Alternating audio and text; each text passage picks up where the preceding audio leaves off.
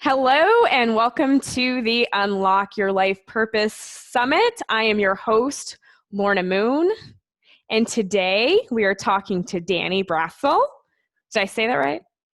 Brassell, it's fine. Brassell. Brassell. We'll He's get you an, used to it. People learned how to say Schwarzenegger. They can learn Brassell. absolutely. Brassell's much easier. Yeah. So Danny is considered Jim Carrey with a PhD, is how a lot of people describe him. He's an educational advisor from everyone, from students everywhere from preschool to rocket scientists. He's a renowned speaker and an all-around amazing person. And want you to give a warm welcome to Danny. Hey, thank you, Lauren. I really appreciate that. So, Danny, it's so great to have you here today. And you have, such an impact. Your work has such an impact on so many people's lives. So why don't you share, how did you find your purpose?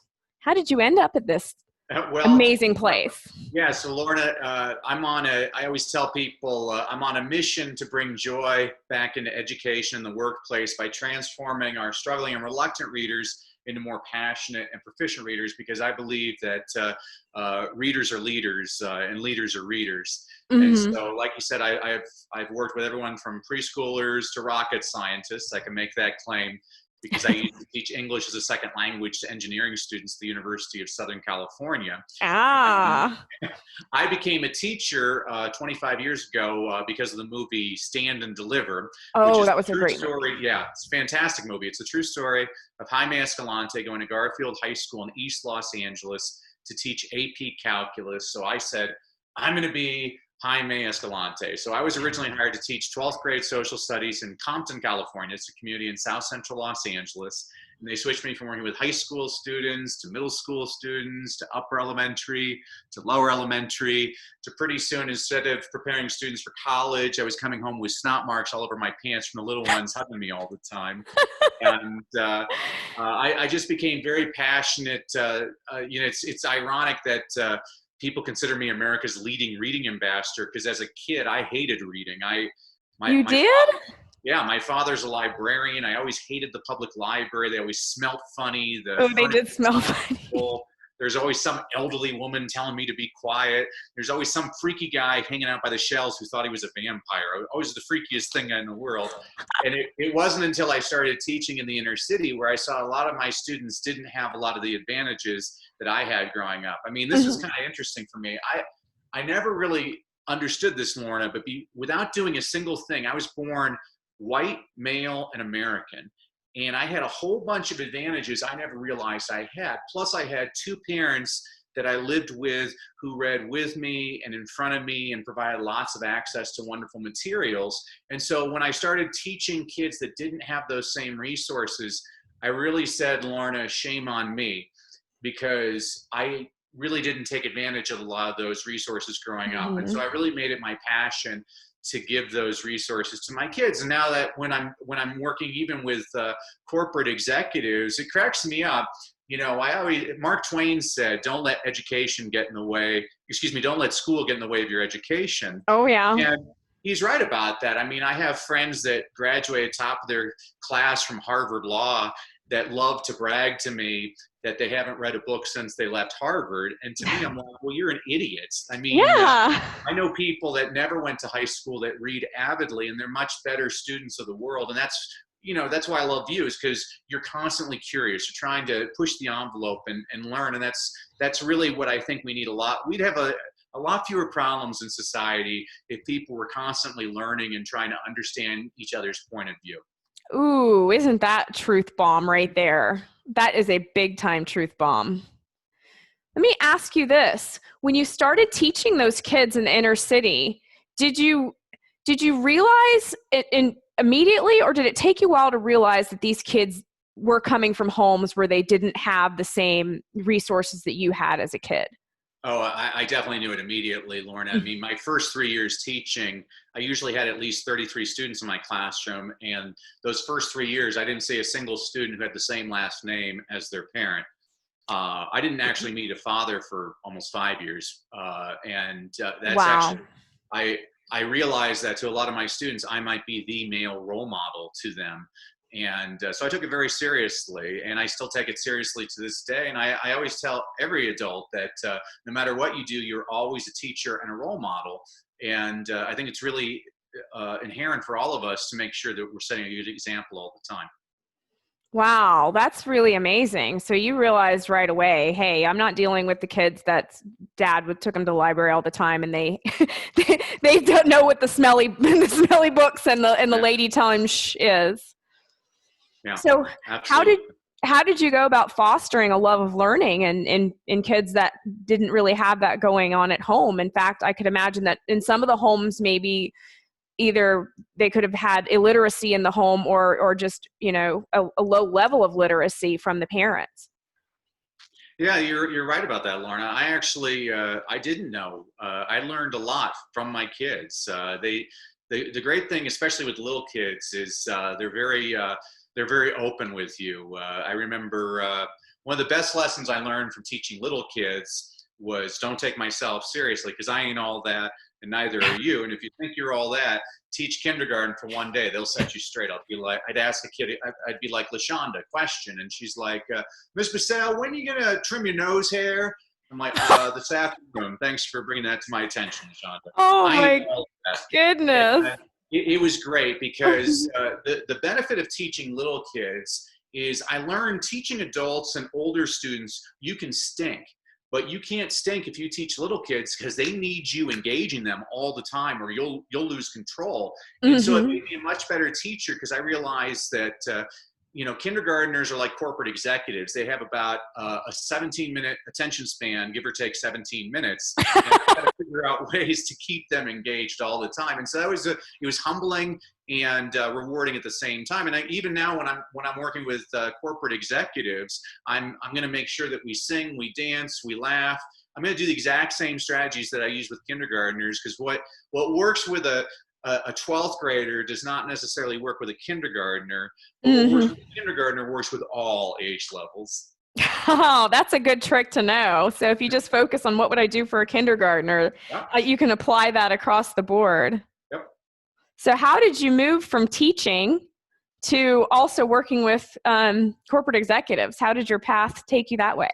Yeah, that's a great question, Lorna. So I was really blessed that I found about 2005, my wife and I had financial catastrophe, and it put me in a position where I had to earn extra income. And so I started speaking on the side, and I started working with adults. And that's when I started realizing, I'm like, wait a sec, the same stuff that I'm teaching little kids seems to be working with adults. And so I had started with teachers and with parents, but and I never thought, I don't know if this will work with executives. And a friend of mine who he earns 9 figures a year as a salesperson, he's like, hey, Danny, if you can get 8th graders in the inner city to read Shakespeare, my sales team's going to be no problem for you.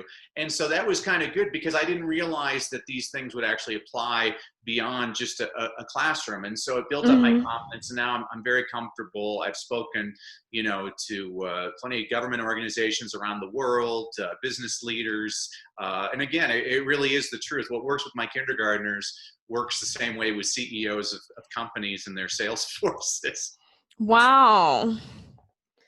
So what advice would you give to someone who's, kind of looking at stepping out and being more visible and taking like that kind of a step, but they're in a place where they feel like, oh, I'm just a humble teacher, or I'm, just a mom, or whatever. Who am I to share my anything with the world?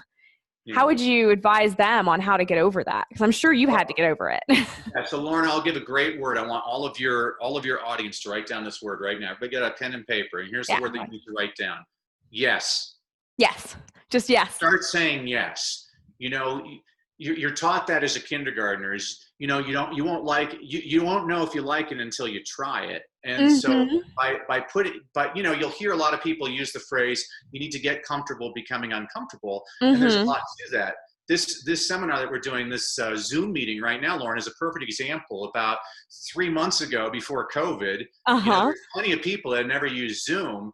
And now, out of financial necessity, a lot of us are learning how to use Zoom all the time. And so, again, Stephen Wright said, the one thing you can be assured of in life is change, unless you're in front of Mm-hmm. a vending machine. And he's absolutely right about that.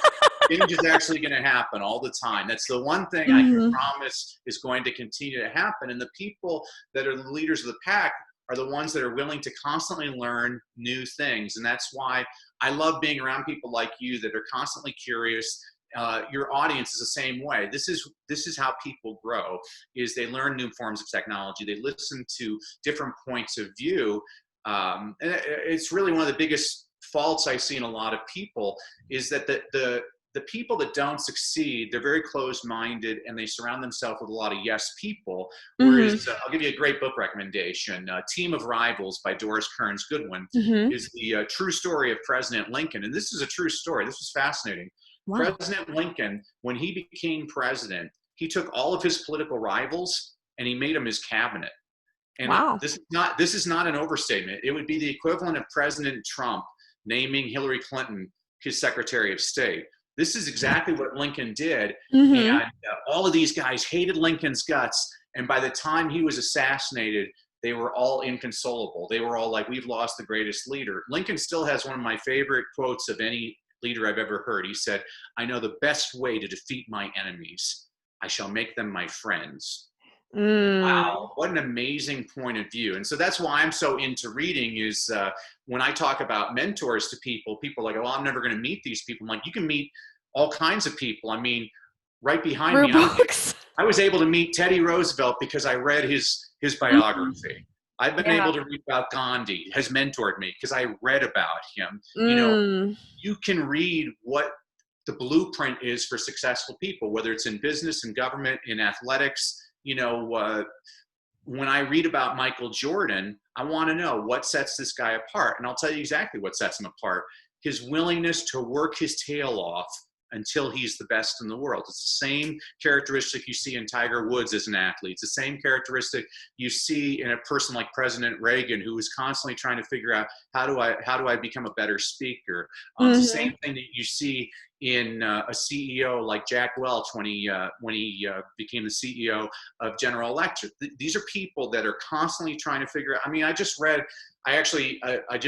completed a new book on leadership, and one of the people I profiled was Elon Musk. Mm-hmm. You know, you'll often hear people say, "Oh, he's the next Steve Jobs." I'm like, he's not the next Steve Jobs. No. Steve Jobs created $1 billion company. Yeah. Elon Musk created $4 billion companies, 4 separate companies. Yeah. And to this day, he reads at least 1 book a day. He's done that since childhood. Warren Buffett, the second richest person on the planet, he basically goes to his office every day and reads for 10 hours. Wow. If you look at that, that's what the most successful people are doing. They're constantly reading to get better. And that's what my passion is showing people, hey, reading doesn't have to be lame. You know, when I was a kid, I always associated reading with being assigned reading. So I had like the summer reading list. Here you go. Yeah, and you're like, yeah, you're exactly right, Lauren. I mean, I had a teacher and she made me read Nathaniel Hawthorne's The Scarlet Letter, which is about Hester Prynne, and she's shamed because she's an adulteress. And so she has to wear an A on her chest. I remember that book. As I read that book, I wanted to wear a B on my head because I was so bored reading that book. You know, and that teacher was crazy because that teacher could have made me a much more avid reader if she would have let me read what I wanted to read, which is about football. But I guarantee you, I could have fulfilled all of her goals for my reading would have been fulfilled if she would have let me read about Joe Montana and about football teams. I could have fulfilled all those requirements, but instead somebody gives, you know, Mark, I'll quote Mark Twain again. He said, classics, what did he say? He said something about basically a classic is a book that you don't read. And that's exactly right. You know, if you're a corporate executive, you're probably not going to sit there and read War and Peace. And I don't think you should have to read War and Peace. But if you're reading, you know, the Harvard Ed Review, Harvard Business Review, or you're reading a biography on Cornelius Vanderbilt, or, I mean, this is how people grow. You know, Belichick, the coach for the New England Patriots, the guy reads everything about every single football team in history. He's very learned when it comes to his craft. You know? So that's what I'm always trying to encourage people like that. And, you know, do I think Shakespeare is important. Yeah, I absolutely think Shakespeare is important. But before we get people reading Shakespeare, we got to get them interested in reading. So when I'm working with parents, I'm like, hey, if all your kid wants to read is Captain Underpants, let him read Captain Underpants. Let him Captain Underpants it, right? The kid that reads Captain Underpants is going to be a better reader than the kid that's not reading anything. Captain Underpants is the gateway drug to get them to Shakespeare. Oh, yeah. Though. No, I like that. I think that's great. I got some noisy guy. I don't know what he's doing in my yard. Hope he goes away. I totally can relate to what you said, because I can remember I loved reading as a kid. And then through like junior high, when they start making you read, Shakespeare's one. Just as a kid, I mean, you're reading Shakespeare. It's like reading the King James version of the Bible. There's a reason now that there's other versions that are easier to read. Because you're just reading it and you're like, I read 2 pages. I had no idea what I read. I'm going to have an assignment on this. I hate it. Books suck. Yeah. When you read some of the things that you like, I mean, I can just devour books. I read at least a book a week, if not more. So I get it. Good. But yeah, that can be such a downer to have to read stuff that you're just like, I don't even know what I'm reading. The Iliad. Ooh, that was fun one, wasn't it? Yeah, and I mean, again, I'm not even putting down those books, because if you have a good teacher like you, Lorna, I guarantee, like, the King James Version of the Bible, do I think that's an important book? Yes. But before I get to that, I got to get people interested. And so, like, I would start off with my own children. I started off with Robert Schuller's Picture Bible. And my wife is always impressed that I know where every passage of the Bible is. And I'm like, it's because I can remember the pictures of, David and Goliath, that's in 1 Samuel. You got to go there. Because I remember the pictures. That's what got me interested. As opposed to, like when I watched the Ten Commandments, I'm like, that's from the book of Genesis. It's like the entire movie is basically 4 pages in the Bible, but at least I know where it's coming from. So it's just kind of like have the gateway, right? The picture books, the easy stuff, and then build up to, then you'll want to read, I want to read it in the original format. Yeah, absolutely. I mean, my father, who's one of the most learned people I've ever met in my life, before he ever read Shakespeare, back in the 50s when he was growing up, they used to have these things called classic comics. And so he would read all the comic books about the classics. And so then when he read the classics, he was able to realize, this is from here and here and here. I thought that was a great strategy. I mean, those are the types of strategies I use with people all the time. That's awesome. I love that. Thank you. So if there's someone out there who's watching this and they're like, he's really kind of made me think a lot more about reading, but, we were talking about life purpose and how do I find my purpose and how can books help me? What would you say? Well, books are everything. I mean, the great thing about, and that's why I always relate things to children's picture books. I mean, there's literally been a children's picture book written about every single problem a kid could have. There's books about bedwetting. There's books about being a new kid that doesn't speak English as your first language. There's books about 9/11. Believe me, there'll be books about dealing with COVID. About COVID. Which is important. I mean, all you need is that one example. I'm going to give you, this is a non-political example. Non-political, I don't want people freaking out about politics. Yeah, I know. Let's keep it apolitical. So I remember 25 years ago, one of my students comes up to me. He's like, hey, Miss Brassell, my mama says the reason they call it the White House is because you got to be white to live there. And now I could say, not anymore. We live in the greatest country on the planet. You could be white, you could be black, you could be orange. There's all kinds of ways to be that. But that's what people need to see. Everybody always uses the example, but I think it's a great example, is Roger Bannister. For years, for centuries, they said nobody will be able to run a mile in under 4 minutes. And in 1954, a young medical student in Britain by the name of Roger Bannister, he was able to run a mile in under 4 minutes, which is an amazing story. I always think that's amazing, but here's what's even more amazing. Within a month, another person ran under a 4-minute mile. And since then, over 20,000 people, including high school students, have run under a 4-minute mile. But it took the one person to show everybody else that it's possible. It's possible. And that's why I always think that's what's really important is I was just in India speaking. I spoke to one school of 5,000 girls, And afterwards, it was great. I was speaking to a couple of seniors afterwards, and one wanted to be a doctor and one wanted to be a lawyer. And I said, oh, well, that's great. Are you going to go to university here? Or maybe you'll go to the United Kingdom or maybe the United States? And they said, oh, we can't leave India. We're girls. I'm like, get back in there, girls. I got them all back in the auditorium. I said, now is your time, ladies. Within the next 5 years, India is going to become the largest country on the planet in terms of population. I'm like, it's a very young democracy. It's only 70 years old, yet they've already elected a woman prime minister. America still hasn't elected a woman president. Right now, there's twice as many women in India as there are people in the United States. There are more women in India with a graduate degree than there are people in the United States. And I looked in all those people's eyes. I'm like, you've just now made it my mission. Then, one day, one of you is going to be the next prime minister, the next Supreme Court justice, or the next really good parent. And I had something to do with that. And that's why I love what I do for a living, is because all it takes sometimes is one person. I always told this to my students. Sometimes you need somebody else to believe in you before you believe in yourself. I believe in all of you. They only give me the best and the brightest. And you start getting people in a belief mindset. There's so many people with a scarcity mindset. And I'm like, but the world is so abundant. That's why I love it. I talk to some speakers and I'm like, oh, let me give you all my contacts for people I've spoken to before. And they're like, why would you do that? I'm your competition. I'm like, I have no competition. You're you. There's only one of you. It's the truth. There's no such thing as competition. The world is big. It is very big. Place. If you're going to live your life in a scarcity mindset, God bless you. But it's so unnecessary. Because all you need to know is it's possible. And just like you showed those girls in India that it's possible. You can do these things. Not only are you believing in them, you're giving them the permission. And sometimes people are waiting for the permission. Yeah. It's like a little kid, like, oh, can I have that? I gotta wait for mom to say I can. They're waiting for that permission. And you're like, yes, you have permission. Go do it. Read about somebody who did it. Yeah, it would have been even more powerful coming from you, Lorna, because you have something I don't. You're a woman.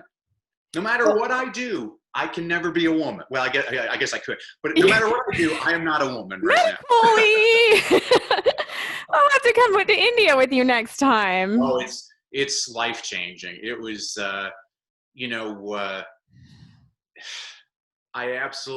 here's the difference between speaking to an audience in America and speaking to an audience in India. Speaking to an audience in America, I see a bunch of people doing this in the audience. Oh, yeah. Speaking to an audience in India, this is what I see.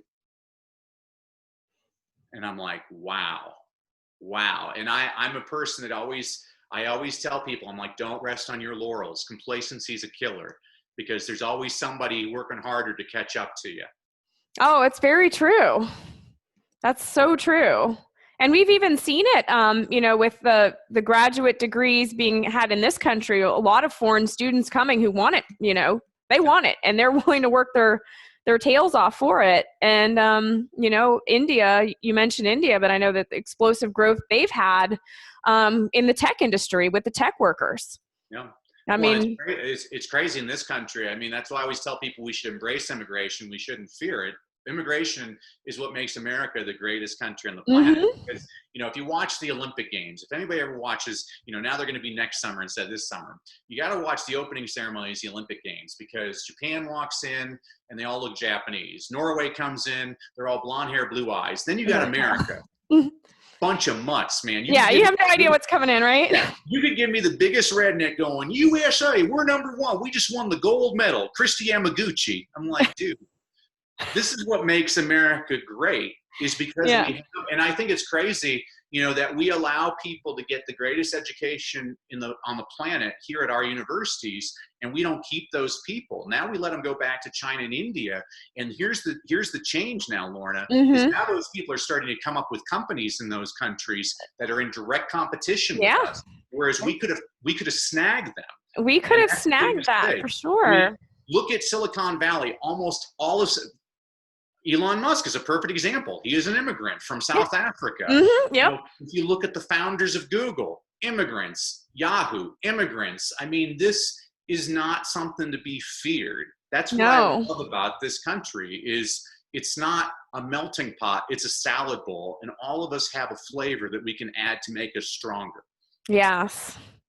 Definitely. And we all have our different strengths. And I love how you talked about the abundance mindset, and there's not competition because there's not two Lornas and there's not two Dannys. There's not a fleet of us. It's not the movie Multiplicity, right? There's not a fleet of us out there that are competing against each other for this one thing.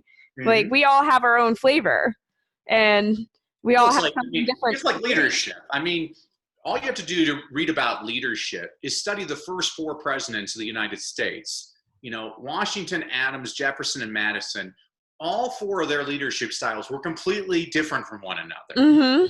You know, you and I can both speak about the same thing, but both of us add our own flavor to it. So again, I'm not in competition with you. You know, I should be figuring out how to help you, because in my world, things always have a way of working out. They always come back to me. And I always tell people that if you're a jerk to other people, expect other people to be jerks to you. You know, if you're kind to other people, it's amazing how that kindness is reciprocated. That's so true. That is so true.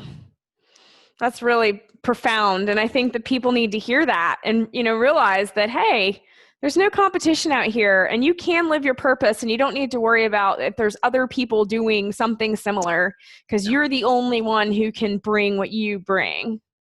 And I love how you mentioned, you know, studying the presidents, studying the people that have come before, you know, borrowing knowledge, borrowing belief, borrowing stories, you can, you know, and see how other people have done it to give yourself permission. Yeah, I mean, there's just no one right way of doing it. I mean, Tim Cook runs Apple in a very different way than Steve Jobs ran Apple. Neither one is better than the other. They're just different. Completely different. Yeah. Tim Cook has more clothing than Steve Jobs, like what, multiple of all the same outfits, so he didn't have to think about getting work. There you go. But both of them, you know, obviously led Apple through times. You know, Steve Jobs, you know, developed the iPod and the iPhone, and led Apple, you know, during his lifetime to a very, you know, profitable, successful time. And Tim Cook's done the same, continuing that legacy. So you don't have to be a carbon copy of someone else, and but this person already did it.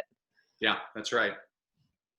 Yeah, in the last book that I was so excited because I just finished this book that I wrote on leadership, and there's this story about Martha Graham, who's this modern dance specialist, and her best friend was perplexed because she had written 2 plays and they had performed pretty well, but she had just completed her 3rd play, and she didn't know if she should produce it because she didn't think it was of the same quality. And Martha Graham insisted. She's like, no, you have to produce that play because you're the only person that will ever produce that play. And if you don't produce it, the world will lose that forever.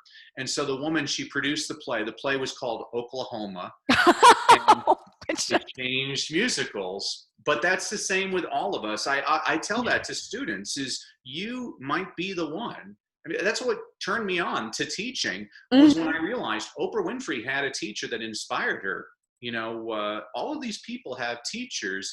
And again, you don't have to, I've been a teacher, but you don't have to actually be a teacher to teach. People are watching you all the time. And that's why I love working with parents. You know, I'm constantly showing parents. I used to run a nonprofit called Real Dads Read. And I used to always emphasize to the dads, I'm like, hey, Dad, you want to know why your kids like football so much? Because that's the only time you spend with them. If you spend your time reading with them, they'd all want to be readers. You know, my pastor says something which I love. He says, parents, you have the greatest home field advantage in the history of the planet. You could be the worst parent ever, but your kid doesn't know it. To them, your mom or dad. And I would say that with all of us. All of us have to take those leadership roles very, very seriously. And so that's why that this is my passion with people is showing them, you know, how to really inspire you. And even when I was just in India, one of the tricks I was teaching the kids was you are what you read. So read good stuff. You know, I listen to people griping, they're angry because they watch Fox News all all of yesterday. And I'm like, Yeah. or it could be MSNBC. Yeah. That's the reason you're angry. You're just watching the negativity. I mean, President Yeah. Ford had a great quote. President Ford, when he was president, the first part of the newspaper he used to look at was the sports page. And the media went crazy. They're like, you're the leader of the free world. How do you read the sports page before the front page? And he said, well, the sports page celebrates man's accomplishments. The front page just shows all of his failures. I thought that's absolutely Oh, true. that is so true. Truth. I mean, if you really want to live a happier life, just read the comics. Yeah. It serves you more. You know, you Yeah. don't fill your brain with junk. You know, That's so garbage in. true. One of my friends and mentors, Keith Harrell, he used to say, "Garbage in, garbage stays." It's not garbage Oh, in, garbage out, garbage out. Garbage in, garbage stays. And I would say the same thing. You put good things in your head, they stick as well. So you are what you read, so read good stuff. oh, that's great. I love that. And that's just so, so true. And as you know, just looking behind you, I can, there's so many good books to read. I mean, there's a book on any topic anyone could ever dream about, and so there's no reason to ever get bored of it. Yeah, so one of my favorite I love reading about presidents, and so one of my favorite presidential biographies is The Rise of Theodore Roosevelt by Edmund Morris. It won the Pulitzer Prize in 1979. And one of the things that it's all about Teddy Roosevelt's childhood. And when he was a kid, Teddy Roosevelt was sick all the time, so he spent all of his time reading. So, Mm-hmm. He read in 6 languages. He was a speed reader, and he had a photographic memory. They say Wow. you give him an 800-page book in Latin at dinner, and at the breakfast table, he could quote pages to you. They estimate by the time he was 30 years old, Teddy Roosevelt had read over 20,000 books. Now, Lorna, you have to say what my little ones say. Say, wow. Wow. Yeah. So I'm like, all right, kids, we got to start reading a lot of kid books. I mean, Yeah. I read 10 books a day now. Many of them are scratch and sniff and pop up, but I do read 10 books a day. And it's actually one of the tricks I tell people, you don't have to, too often we associate reading with it has to be War and Peace. I'm like, Yeah. I've been known before I go to a party just to look interesting and educated. I'll go to a Barnes and Noble. I'll go to the children's book section. I'll look for biographies of important people that are 32 pages and illustrated. I'll read those, and I can just drop those facts like crazy. I mean, Oh, you don't have wow. to read a 500-page biography to get the highlights of a person's life. I mean, I didn't know anything about Jackie Robinson, so I read a couple of kids' books about Jackie Robinson, and now I've read much more extensive biographies on him. But he's an incredible person. I don't think Martin Luther King Jr. even happens without Jackie Robinson. Jackie Robinson was a pretty incredible human being, and so that's what inspires me. I love figuring out, who's worth the time to read about, and so before I invest in an 800-page book about the person, let me read the 32-page picture book about them. Spencer Johnson, the guy that wrote Who Moved My Cheese, That's a good book. he wrote this whole series. I don't think you can get them. I think you can still get them on Amazon, but they're all used. But he wrote like these books. It'd be like The Power of Perseverance, the story of Thomas Edison, The Power of Compassion, the story of Margaret Mead. And they were all 64 pages, and they are all illustrated, but it was a great series of books to get people excited. There's a great podcast right now by Mike Rowe called The Way I Heard It, where he calls them great books for the short attention span. It's basically his homage to Paul Harvey. When I was a kid, I listened to Paul Harvey every day at 12:15. He'd be like, I'm Paul Harvey with the rest of the story. And I love those stories. I think kids, I don't even think just kids. I think all of us need a lot more inspiration. And you're not going to get inspiration from hearing all the negativity. I'll give you something inspiring I read yesterday. It's very tough to find anything inspiring. And, right now there's horrible things happening in America with the protest over, I can't remember his name, George Floyd's, George murder. Floyd. It's a horrible story of him getting killed by a police officer, allegedly killed by a police. Well, it's not allegedly. He passed away. It was on video, so it's on video. He hasn't been convicted yet, but it was on video, so yeah. Yeah, and so it's created all kinds of protests. So I've been praying for protesters and law enforcement everywhere. But there was this. I think it was in Detroit. It was somewhere in Michigan where the protesters were protesting the police, and one of the protesters told the cop, "You should join us," and the cop joined them. That's a And beautiful story. he hugged the protesters and he marched with them. And I said, that was a perfect way to diffuse the situation. Is so instead of looting things, Yeah. people, they exercised their First Amendment right as Americans. They protested something they Mm-hmm. found unjust. And and he was there with them. And I'm like, wow, what a great lesson for all of us.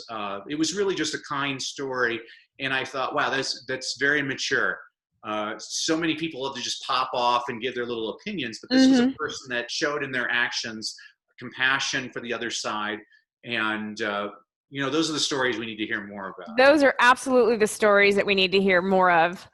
But, while the media is not, filling their coffers by printing those stories, I think it's important, like, that we choose what we put in our minds, and we choose what we read. And I love how you mentioned, for not having children myself, I haven't thought about children's books and stuff, but I can remember some of the ones that I read when I was a kid. Yeah. And how somebody who's, just kind of getting started and like, okay, well, I want some inspiration. They inspired me. I'm going to turn off the news. What can I read? While reading's kind of intimidating, that they can go to that children's and young adults section of the bookstore and start there. Yeah, And I get think inspired there. And if they stay we in the underestimate children's the power. section, there's Yeah. nothing wrong with that. Yeah, we underestimate the power of children's literature. I think that's where it's at. I mean, all of the best moral stories come from, like if you just started with a book of Aesop's fables, you'll learn a lot of important life lessons from that you don't need to read Stephen Covey to understand the importance of these principles in our lives. What a great way to, find or, get fired up to start living your purpose by reading books even that are meant for young people. Because, writers who are writing for young people are writing to inspire their little minds. Yep. So that's perfect. What a great hack. And you don't have to start with a 500-page book, and you get pictures. Uh-huh. That's awesome. Wow, Danny, you've been amazing. Shared some amazing wisdom today. So I think you have something. You have a free gift for our viewers. Yeah, absolutely. So if everybody just goes, and I believe you'll have this in the I will have a button right below this video for people to click on. For my website, freereadingtraining.com. All of you that are paying attention right now, you'll all receive a complimentary copy of my book, Read, Lead, and Succeed. It's a book, I wrote it for a school principal who didn't know how to engage his faculty. So I said, okay, I'll write you a book. And so once a week, I give you a positive concept. I give you an inspirational quote, an inspirational story, a book recommendation on a book you should read, but you're probably too lazy because you're an adult. So I also give you a children's picture book that demonstrates the exact same concept, and you can read that in 5 minutes. And so now I have executives, CEOs that are starting off their board meetings with Dr. Seuss books, but there's a lot of wisdom in Dr. Seuss. There is. And I'm also going to give all of your viewers 2 complimentary digital trainings. I have the world's top reading engagement program online. And so basically, I train parents how to get their kids to read more, read better, and love reading. Because while I think schools do a decent job of teaching kids how to read, the question I always ask educators is, what good is it teaching a kid how to read if they never want to read? I teach kids why to read. I teach adults why to read. We'd be so much better off if all of us were reading about different points of view. If you ever look at the most successful leaders, they make sure to consider different points of view. I mean, one of the problems I see in America right now is people need to learn how to disagree with one another without being disagreeable. Yes. I've always told there was a quote by Clifton Fadiman. He said, there's no shortage of smarter people in the world. The real shortage is in better people. And that's why I became a teacher, was I wanted to help create better people that, you and I can disagree with one another, but it doesn't mean we have to have any less love or respect for one another. So that's important. So I want to give that to everybody, all of the viewers, and because we need a better informed population. Yes, we do. We need more kindness in the population. Yeah, and if we're going to really, turn around some of the things that are plaguing our country right now and move forward together into a beautiful future, that's absolutely critical. So Those We've are got a great amazing. country. I speak at least 100 times a year just in America. And I always tell people, you know, you can go to the most liberal or the most conservative parts in America, you know, and Americans are not Fox News or MSNBC. Most Americans are very sensible people and they want what's best for their families. You know, I would say they want good schools, they want a job, they want the country safe, they want to be able to retire, and they want the potholes fixed. And Yes. besides that, the rest of this is a bunch of noise. Yeah. And I would love it if more of us could have disagreements and then have a libation of our choice together afterwards and share a laugh. Well, that would be beautiful. You know, make sure to take advantage of those gifts and click that button right below the video. Danny, it's been so amazing having you on. Thank you so much for being a great guest today. I Thanks, really Lauren, appreciate for all you do. You're a bright light in a dimming world. Oh, thank you.